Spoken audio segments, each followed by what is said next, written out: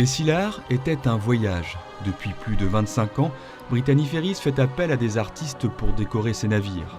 Leur création témoigne d'une véritable démarche d'économie culturelle, inséparable de la volonté d'offrir aux passagers un temps de plaisir et de découverte.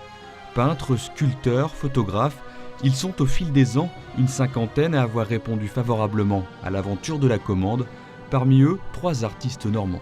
C'est très important d'être dans les collections privées et c'est je dirais que la carrière du peintre en répond. Donc il faut avoir un public, mais c'est intéressant aussi d'avoir des pièces qui sont dans le domaine de l'accrochage public, c'est-à-dire des commandes publiques. Et notamment, je trouve que le public d'un ferry me paraît particulièrement intéressant parce que ce n'est pas forcément uniquement un public d'initiés. Des deux côtés de la Manche, on peut avoir donc des regards différents et c'est un peu une zone de rencontre pour moi, l'idée d'être exposé dans un bateau. Je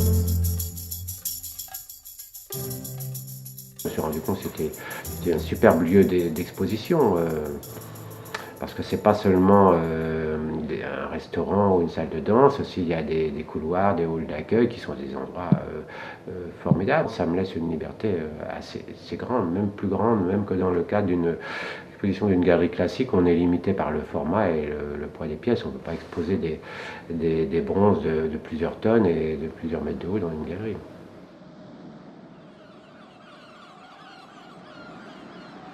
Dans un achat comme ça de commande, c'est pas de l'ordre de l'institutionnel, quoi. Je veux dire, c'est des gens qui travaillent avec leur cœur et avec une cohérence.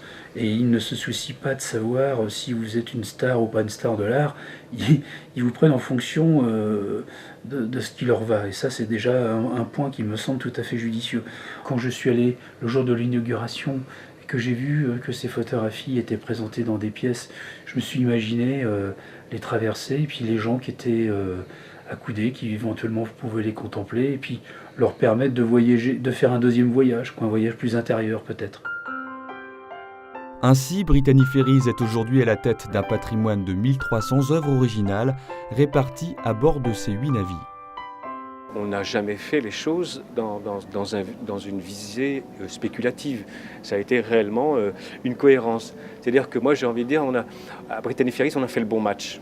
On a fait le bon pari, à savoir qu'on n'a pas acheté des œuvres d'art pour acheter des œuvres d'art et pour faire un fonds d'acquisition pur. On a acheté des œuvres d'art pour être dans un confort et dans un plaisir de la traversée du passager. Donc ces deux voies parallèles nous conduisent à ce bon pari-là. Voilà.